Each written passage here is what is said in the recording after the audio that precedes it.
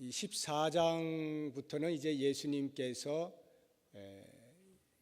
십자가에 못 박히시게 되는 그 우주적인 사건이 일어나기 위한 본격적인 수순이 진행이 됩니다.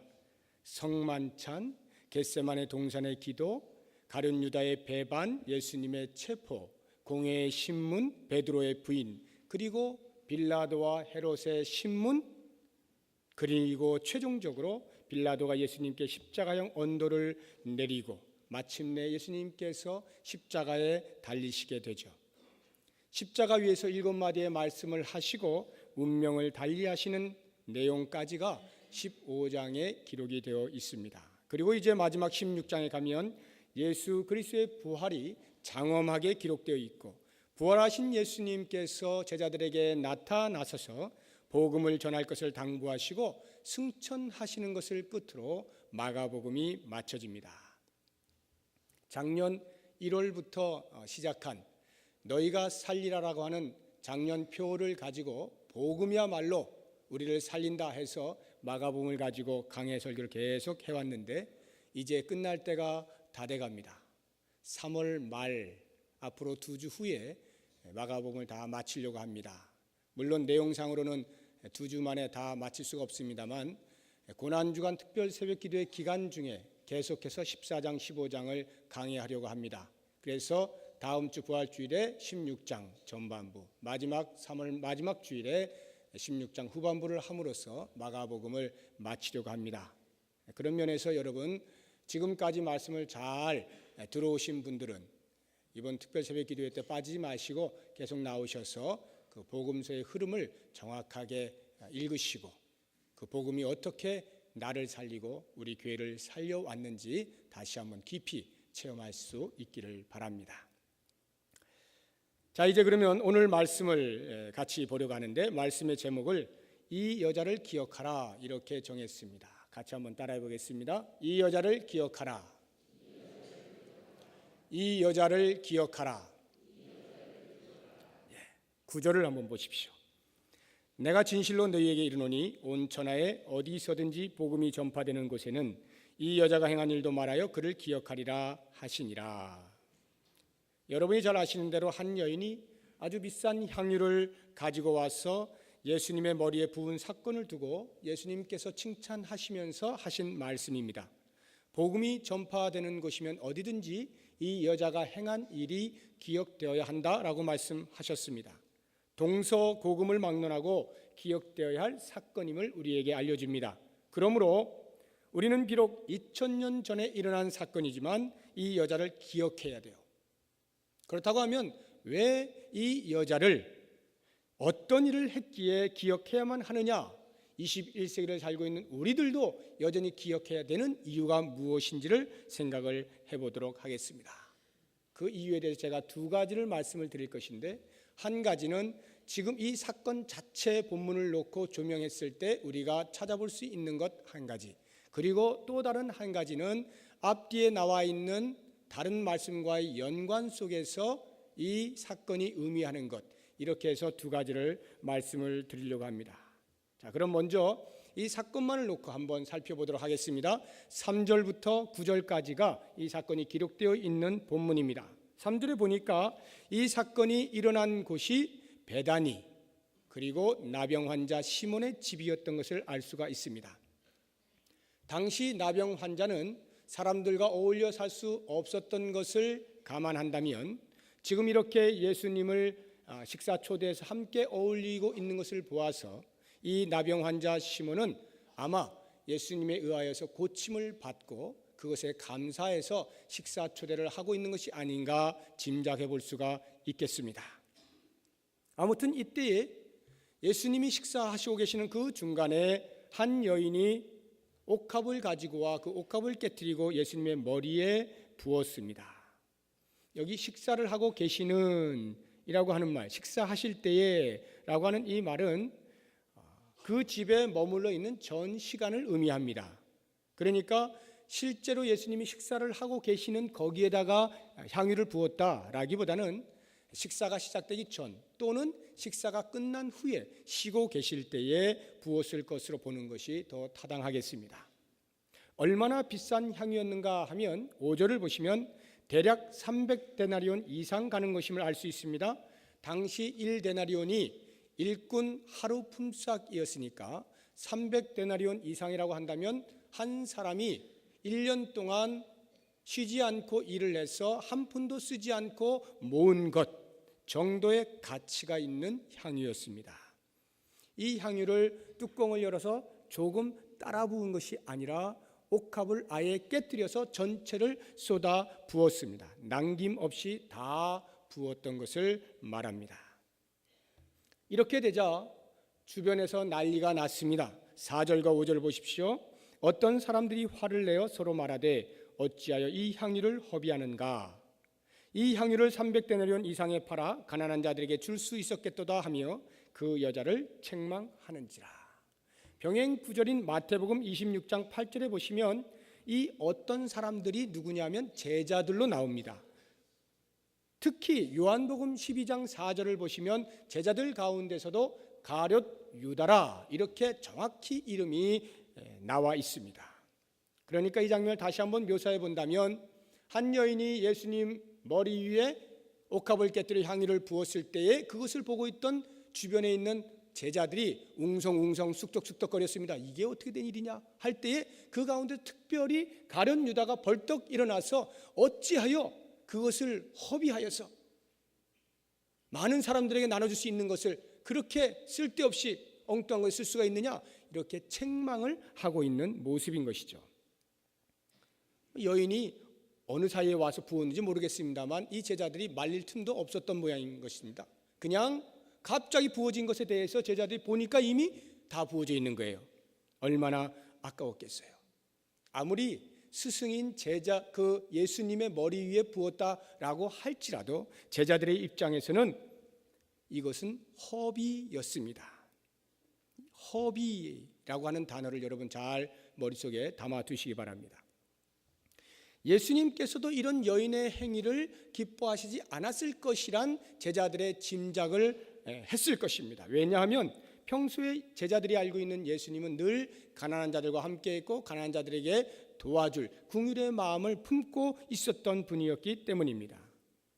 한 번 붓고 나면 그냥 사라져버리는 그것을 아까운 줄 모르고 다 부어버린 이 여인의 행동은 제자들의 눈에 필시 신앙적인 허영심에 불과했고 광신적인 무모함에 불과했던 것입니다. 그러니 허비하였다라고 밖에는 표현할 수가 없었던 것입니다.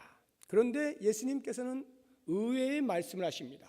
평소 같으면 제자들의 손을 들어주었을 법한데 이번에는 상황이 달랐습니다. 오히려 제자들을 책망합니다. 6절을 보십시오. 가만두라. 너희가 어찌하여 그를 괴롭게 하느냐? 그가 내게 좋은 일을 하였느니라. 책망하고 있는 제자들을 막아서시면서 이 여인의 행동을 두둔하고 있는 것을 볼 수가 있습니다. 그렇다고 한다면 이 여자가 예수님께 칭찬을 받을 만한 행동을 한 것은 과연 무엇입니까? 가난한 자들과 예수님을 비교해서 예수님이 나에게 더 우선순위입니다 라고 하였기 때문입니까? 7절의 말씀은 자칫 우리에게 그와 같은 오해를 불러일으킬 수가 있습니다. 7절을 보십시오. 가난한 자들은 항상 너희와 함께 있으니 아무 때라도 원하는 대로 도울 수 있거니와 나는 너희와 항상 함께 있지 아니하리라. 가난한 자들이야 늘 옆에 있으니까 아무 때나 너희들 마음 먹고 도와주면 되잖아. 그러나 나는 이제 곧 없어질 거야. 그러니 나에게 이렇게 비싼 향유를 부은 것이 정말 잘한 것이다.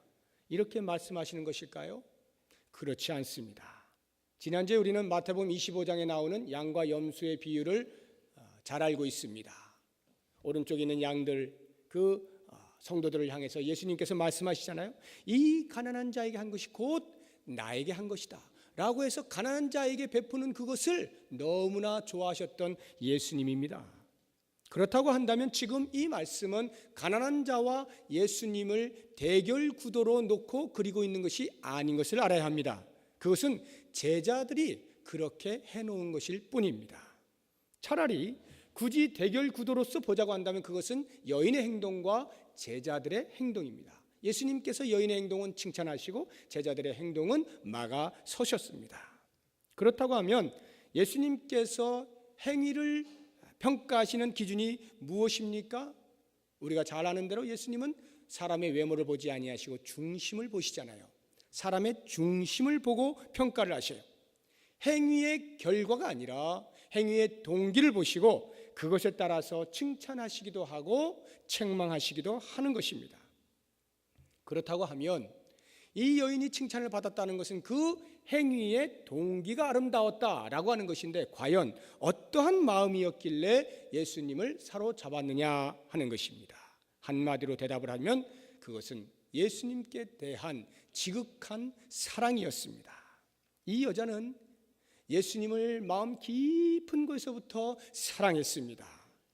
병행구절인 요한복음 12장 3절을 보면 이 여자의 이름이 기록이 되어 있어요. 마리아라 이렇게 기록이 되어 있는데 성경에는 참 많은 마리아가 있어요. 이 마리아가 누구냐면 베다니에 살고 있던 나사로, 마르다, 마리아 기억나시죠? 세 남매 그 중에 이 막내인 마리아였습니다. 이 세 남매와 예수님과의 사이는 각별했어요. 그래서 예수님이 전도를 하시러 다니시다가 베다니에 들르시면 반드시 이 가정을 방문을 하셨습니다. 예수님이 가정을 방문하면은 마리아는 언제나 예수님의 무릎팍에 앉아서 예수님과 대화를 나누면서 여러 가지 이야기들을 하고 듣고 질문하고 말씀의 교제를 나누는 가운데 깊은 사랑의 교제를 계속하게 되었던 것입니다. 뿐만 아니라 오라버니 나사로가 죽게 되었을 때에 이 마리아가 사람을 보내서 예수님을 오라 합니다. 예수님이 오시면 분명히 살려주실 수 있을 거야 라고 믿고 전가를 보냈지만 예수님은 오히려 늑장을 부리고 나사로가 죽게 놔둡니다. 그리고 4일이나 지나서야 그 집에 방문을 했어요.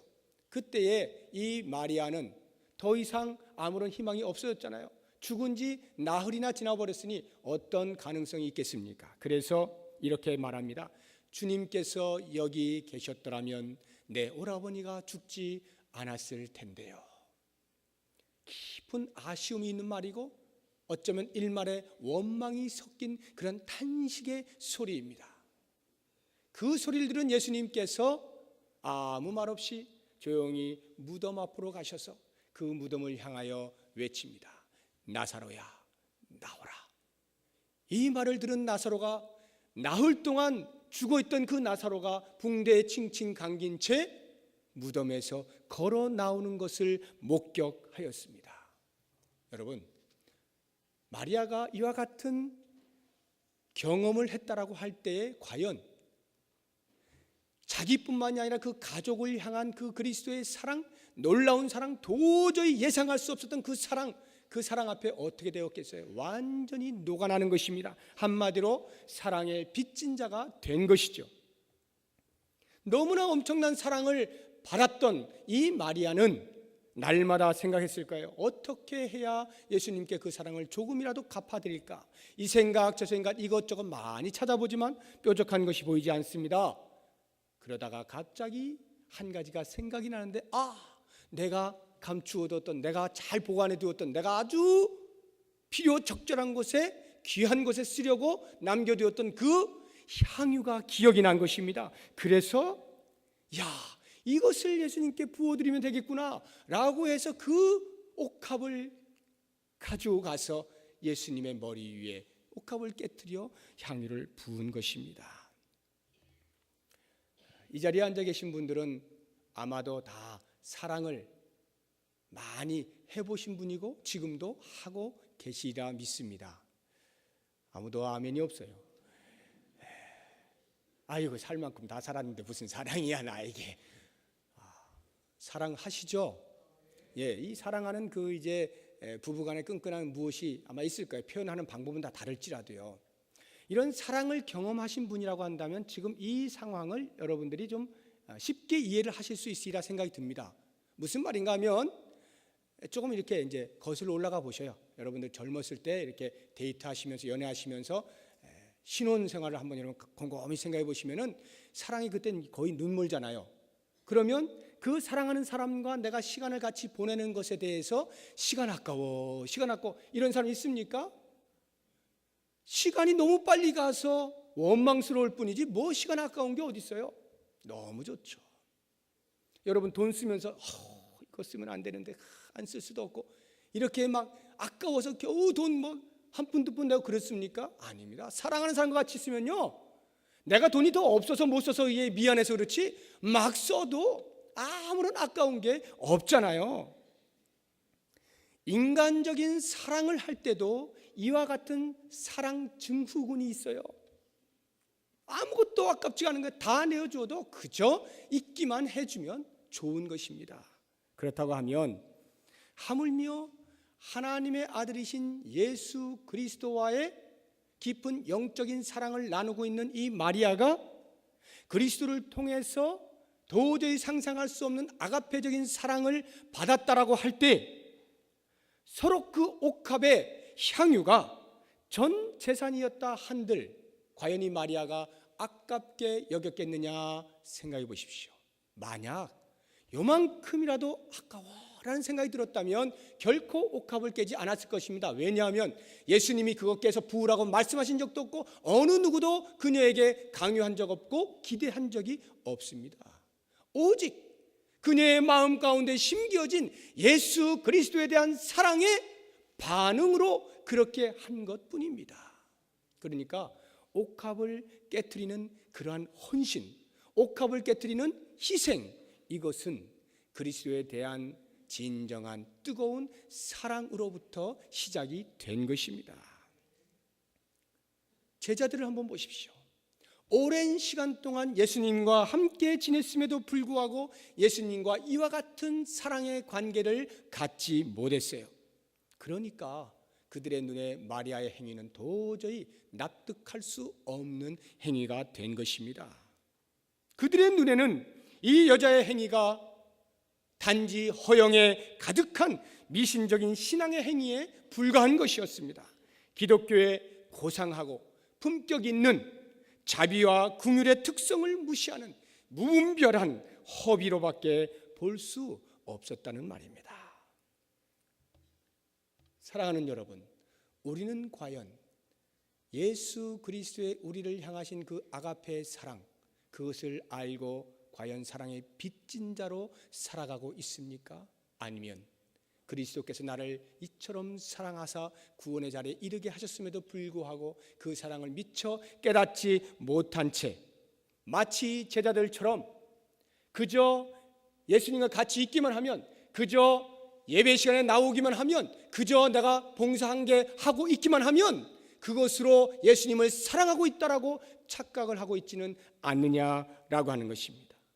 예수님과 동고동락하는 경험만 있으면 예수님을 사랑하는 것입니까? 아닙니다. 제자들은 예수님과 한시도 떨어지지 아니한 채 3년 이상을 지내왔지만 그 함께 있는다는 것이 곧 사랑한다는 것을 의미하는 것은 아닙니다. 언제나 일치하는 것이 아니란 말입니다. 사랑한다는 것은 함께 있어 모든 것을 경험하는 것 넘어서 전인적인 섬김과 내어줌을 동반하는 것입니다. 내가 만약 예수님의 사랑을 깨닫고 그 사랑에 겨워서 무엇인가를 한다라고 할 때 때로 내 마음에 시간이 아까워, 때로 내가 이렇게까지 물질을 드릴 필요가 있을까, 이러한 생각이 조금이라도 든다면 그것은 예수님께 대한 사랑이 식은 것입니다. 주님께 대한 사랑은 주님, 당신이 나의 전부이십니다, 이것을 고백하는 거예요. 그래서 나의 전부가 되신 주님이 나와 함께 하시는 이 사실 하나만으로도 내게 있는 모든 것을 다 내어드린다 할지라도 전혀 아까울 것이 없는 거예요. 이렇게 볼 때 주님에 대한 나의 사랑은 주님을 향한 섬기는 모든 봉사의 자원이 되는 것입니다. 우리의 봉사의 힘은 주님을 사랑하는 것으로부터 시작이 된다는 말입니다.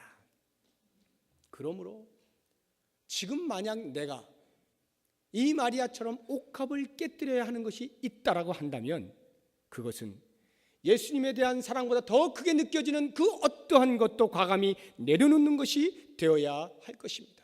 그것이 만약 나에게 다가오는 고통과 고난이라고 한다면, 그래서 그 고난이 예수님에 대한 사랑을 막아선다라고 한다면, 그 고난을 뚫고 나아가는 것, 그것이야말로 내 옥합을 깨뜨리는 행위가 될 것입니다.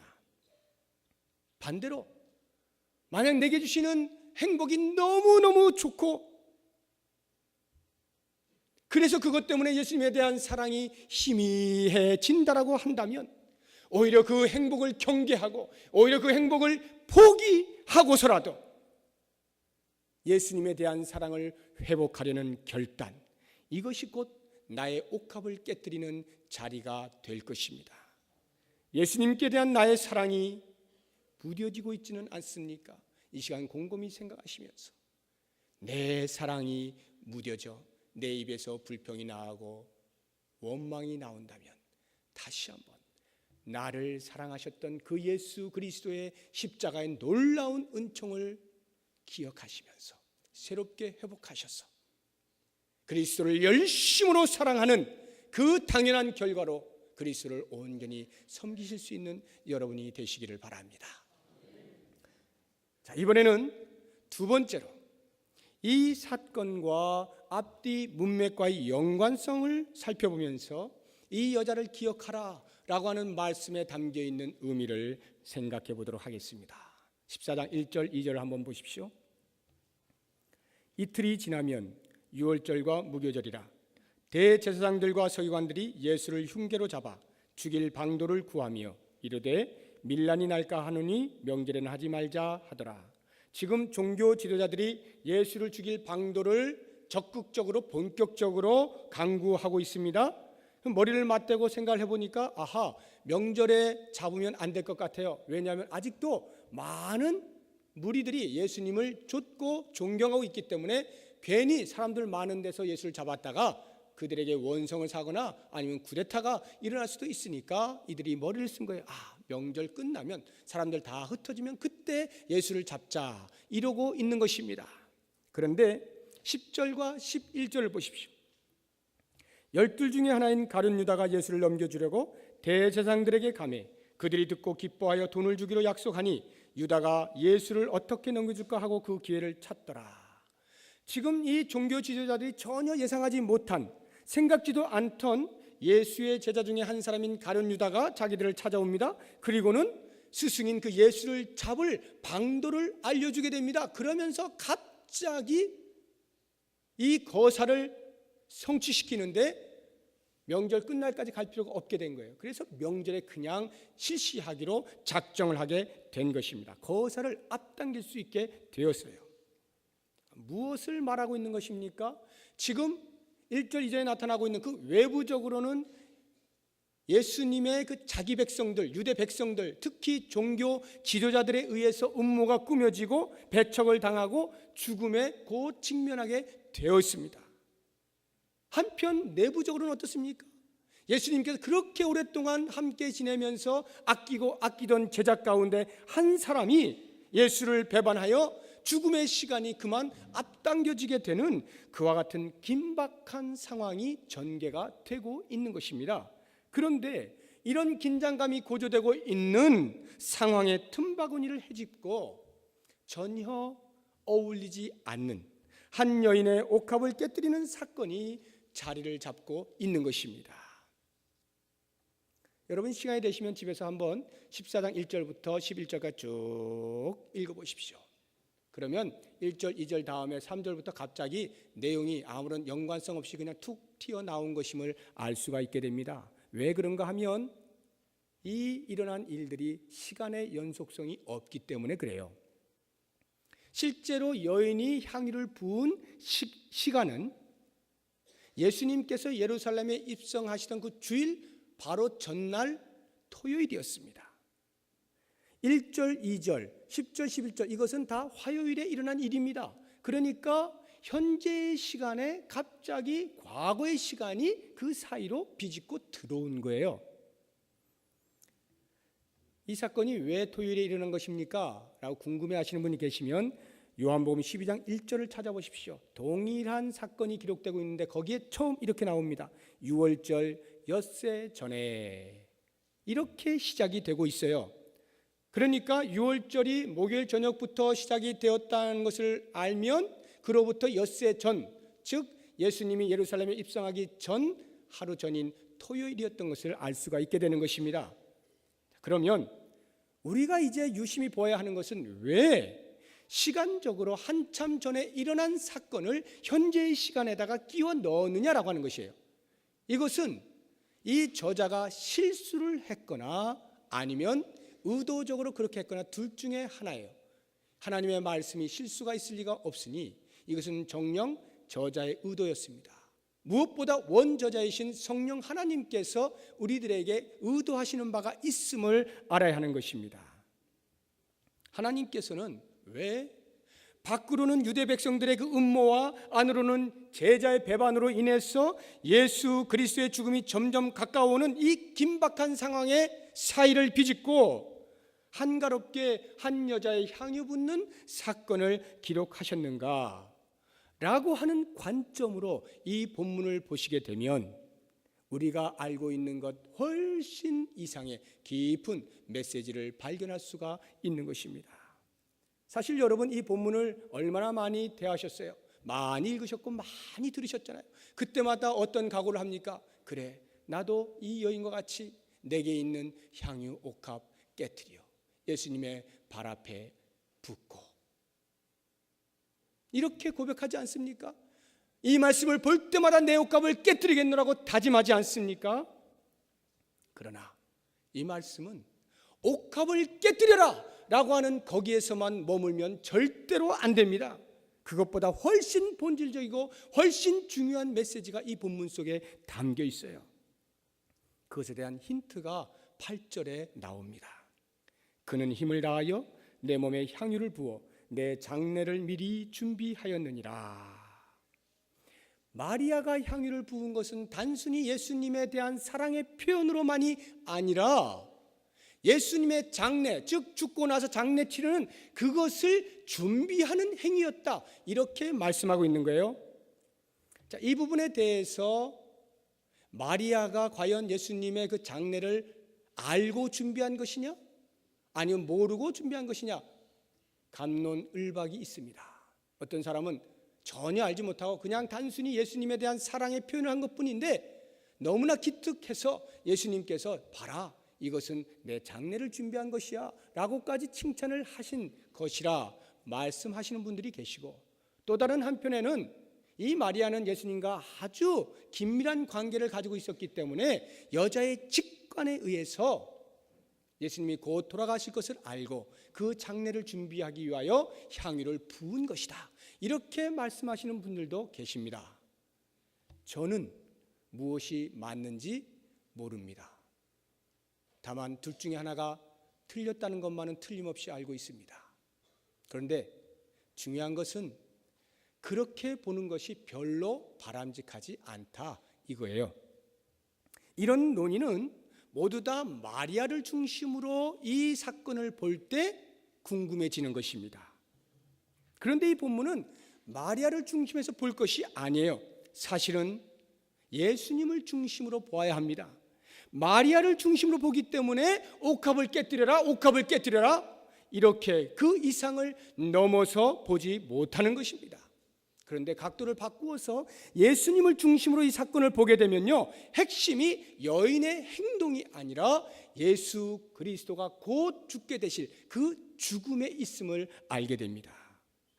그래서 마리아가 이것을 알았을까 몰랐을까, 이게 중요한 게 아니라 예수님께서 마리아의 행동을 어떻게 평가하셨느냐, 어떻게 해석하셨느냐, 여기가 중요한 것입니다. 그 해석이 뭡니까? 향유를 붓는 그 행위는 곧 내 장례를 준비하는 것이다, 이렇게 해석을 하신 거예요. 십자가의 죽음이 임박했다, 이런 말입니다. 그리고 그 십자가에서의 죽음이 얼마나 중요한 것이기에 마땅히 가난한 자에게 팔아서 나누어 주었으면 기뻐하실 주님께서 오히려 이 엉뚱한 여인의 행동을 칭찬을 했겠느냐라고 하는 것을 볼 수 있어야 한다는 말입니다. 제자들의 눈에는 허비했던 이 행위가 예수님의 눈에는 당신의 장례를 준비한 행위로 보이신 거예요. 허비한 것이 준비한 것으로, 이것은 예수 그리스도의 십자가를 보지 아니하면 도저히 이해할 수 없는 것입니다. 그렇다고 한다면 이 여자를 기억하라 라고 하는 이 말씀은 과연 어떤 의미를 담고 있습니까? 향유를 부은 행위를 기억하라고요? 아니죠. 아니면 예수 그리스도에 대한 그 지극한 사랑의 모습을 기억하라고요? 물론 조금은 해당되겠습니다만 그게 본질은 아니죠. 만약 그것이 본질이었다고 한다면 어찌 마리아만 해당이 되겠습니까?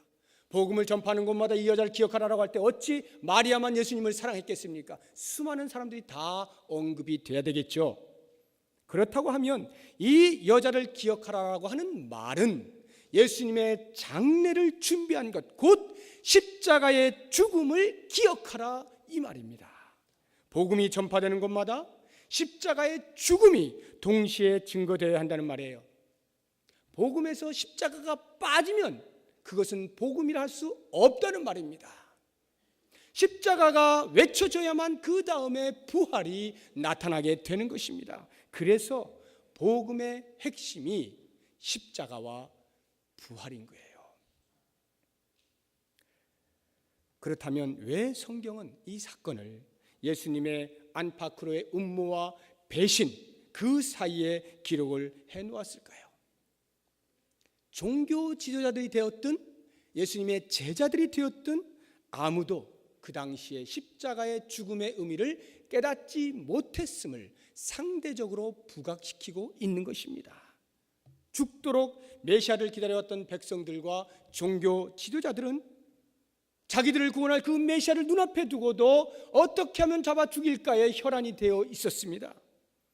3년 동안이나 줄기차게 예수님을 따라다녔던 제자들 역시 예수님께서 죽음의 길로 갈 때 점점 어이없어 하면서 허탈감에 빠졌습니다.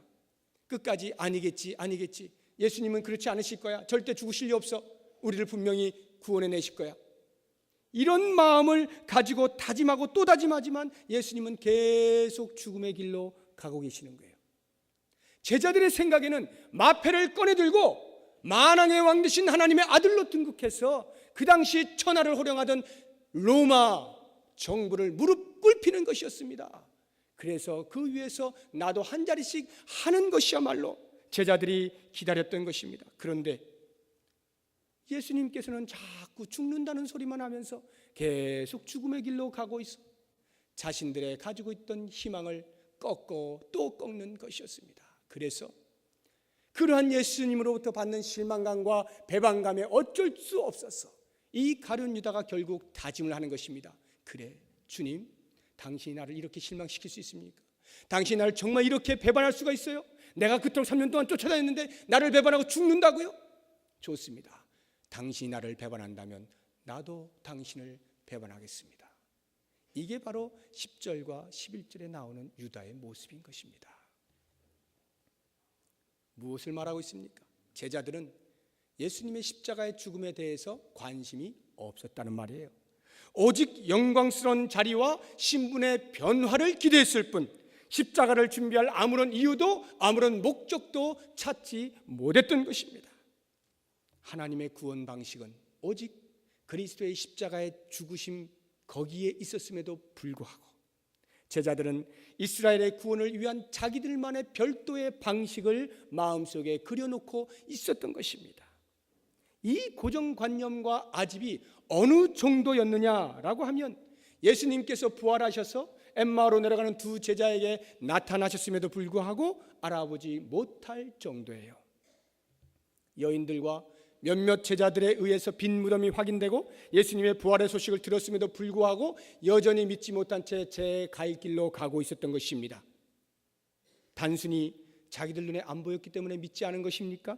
물론 그런 이유도 있겠습니다만 더 근본적인 이유는 이들의 메시아 관에서는 십자가를 져서는 안 되는 것이었어요. 십자가를 지는 방식으로 오는 것은 구원자로 합당치 않다라고 여기는 그들의 고정관념, 아집 때문이었습니다. 그것이 얼마나 깊이 뿌리 박혀 있으면 부활의 소식을 들어도 믿지 못하고 부활하신 주님이 자기들 앞에 나타났음에도 불구하고 알아보지 못하는 것입니다.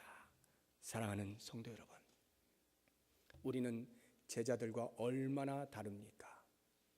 예수 그리스도께서 십자가에 못 박혀 돌아가심으로 내가 구원받았다라고 하는 것을 아는 것에 있어서는 아마 제자들보다 조금 낫다라고 말할 수 있을런지 모르겠습니다. 그러나 한 걸음만 더 나아가서 우리의 삶에서 그 십자가의 고통에 동참하는 것에까지 과연 우리가 제자들과 다르냐라고 한번 물어보시기 바랍니다. 내가 지금 십자가 믿고 있잖아. 내가 십자가로 말미암아 구원받았다는 걸 믿고 있잖아. 그러니까 이제 나에게는 부활의 영광을 좀 가져다 주시오. 이러고 있지 않냐는 말이에요. 그래서 내 주변에서 조금만 십자가의 사건들이 터지기만 하면 무슨 믿음이 이래, 무슨 교회가 이래, 무슨 기독교가 이 모양이야, 그럴 바에는 예수 안 믿어. 혹시라도 이러시는 분 안 계십니까? 마치 누구를 위해서 믿어주는 것처럼, 누구 때문에 할 수 없이 내가 믿어주는 것처럼, 심심하면 교회 안 나간다 그러고, 심심하면 예수 안 믿는다 그러고,